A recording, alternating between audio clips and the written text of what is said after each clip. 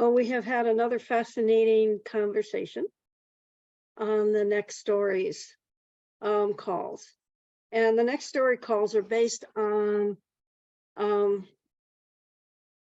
Charles Einstein's setup of about 29 old stories, new stories.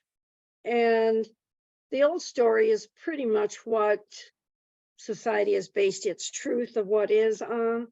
And the new stories are the possibilities of new thinking and new perspectives that are rising.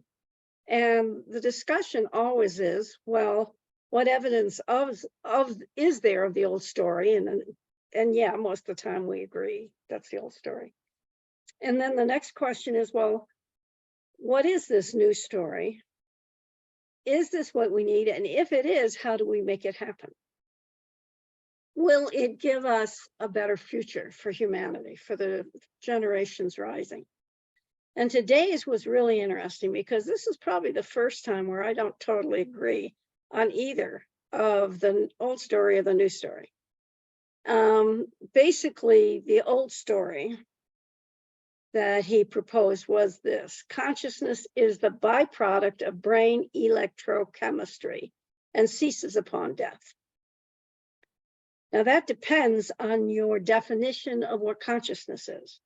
And if you say consciousness, or to be conscious, is to be awake and know what's going on around you and be responsive to it, that there's if that's what you're limited to, then probably it does.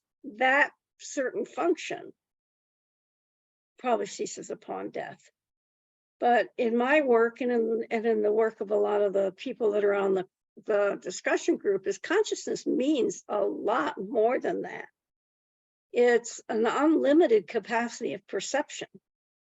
And when the present humans, or the human species as it is now, got its perception really limited, that's when we lose the level of consciousness that we're talking about, or people have lost that. I don't think all people have lost the ability to experience other levels of consciousness, be it the consciousness of the land or of nature or the higher dimensions. And yet the way we live our lives is as if those things do not exist. If you talk to an indigenous person, the way they live their life is based on their interactive perception and with the land, with nature, with each other. A lot of the ideas that we have as Western people is that there is no consciousness in the land, in a tree, in an animal, and in greater nature. It's just something separate. It's something mechanical. And I think we miss a lot by living our lives based on that concept or idea. So the new story that he proposes is that the brain now is a receiver or a seat of consciousness, which outlasts the body and the brain, the physical brain. So what that statement ignores is the fact is that there are three brains in the body. Certainly the head brain, there's the gut brain, which is known as the second brain by science. And then the heart, and the heart has brain tissue in it as well. So if you're saying that these brains, my head and my gut and my heart, are receivers of, they call it, or a seat of consciousness, that consciousness does outlive the body and the physical brain. So what is the consciousness that we can experience, that range of perception? And how does that affect the physical body that we have? We had a big discussion about that because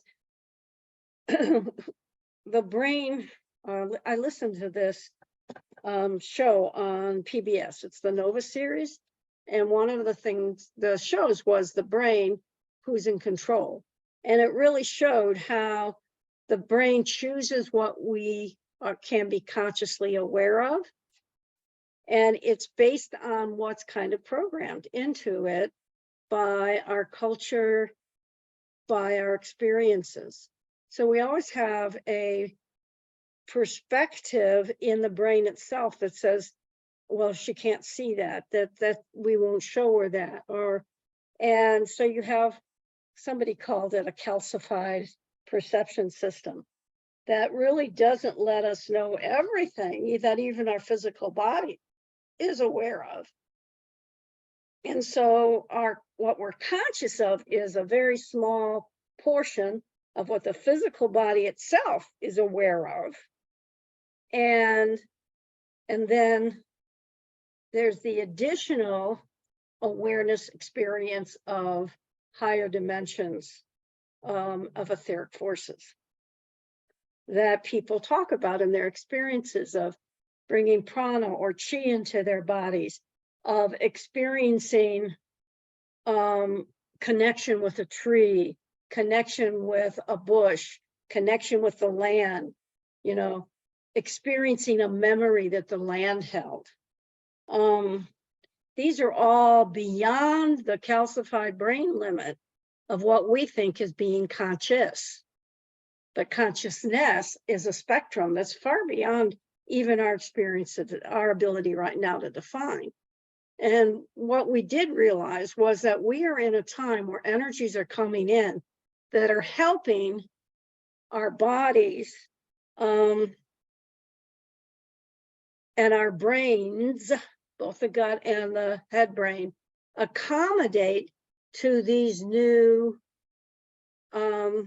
perceptions of what we can be conscious of. And somebody was relating that when something's happened to them where they had an energetic experience beyond what they've had before, that their head really hurt, that their brain was actively working, trying to reorganize itself to hold this new way of looking. So it could be that our calcified brains are becoming uncalcified, that the capacity of our head brain and our gut brain to hold wider definitions or wider perceptions of what is occurring around us and to us and with us allows us, again, should be present to more. And the other idea was one of the power of being one with another in the field. One, being with these people on these calls, being in another call where we're all unpacking the creation exercises. They're individual actions and individual statements given, yet in the hearing of it, of others' ideas and perspectives and experiences, my perceptive field gets widened. So if I'm to experience what they've talked about, I go, oh yeah, this is just what she said or he said. And now I hold a wider field. If that's happening for a number of people within a group, let's say the field of Tantra Mat, these classes, these groups of conversations, that means that it spreads to everybody else. You know, the 100th monkey idea, where if a certain percentage of in this case, monkeys on an island got a skill, it spread to all the monkeys on other islands as well, because it was a species mind. And I think that's true about us as well, that as each of us widens and is able to uncalcify our brain, opens up to wider perspectives of consciousness or perceptions of consciousness, experiences of higher of things beyond the little calcified limit that we were told, their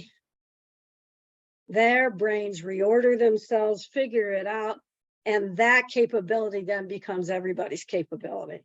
So it may be that those of us who are at the cutting edge of this are opening the space for those who come later, and it will be easier for their brains to go, oh, Yeah, I got it. This is how we resort the structure.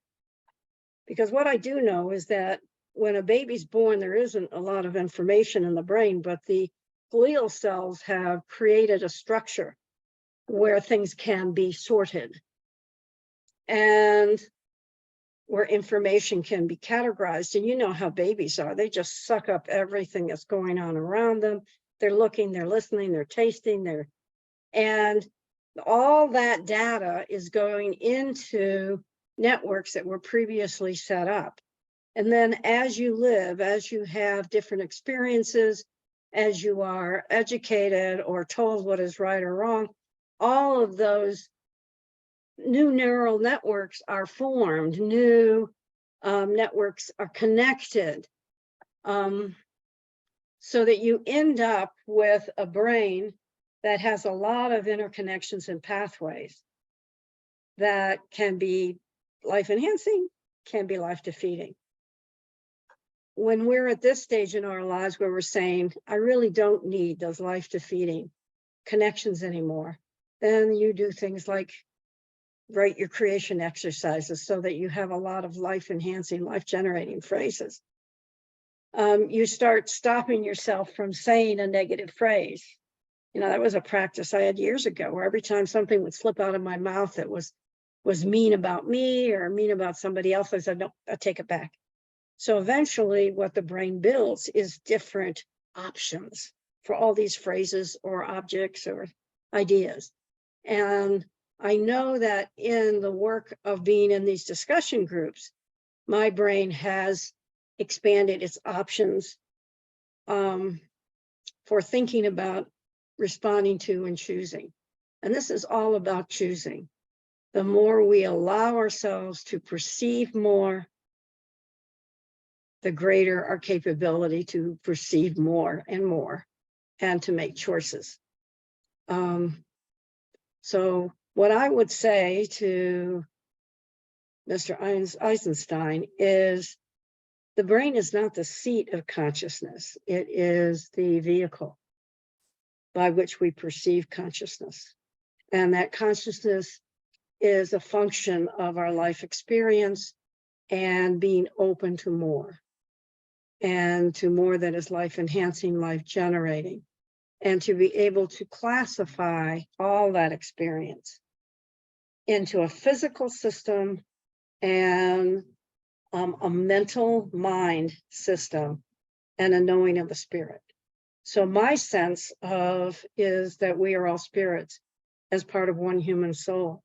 And when we open up to the more of the other dimensions of the consciousness of the land and of nature and of the greater creation, your God, goddess, great spirit, the more, and prana and chi, the more our bodies and our brains create new neural networks for the sorting of that information that comes in.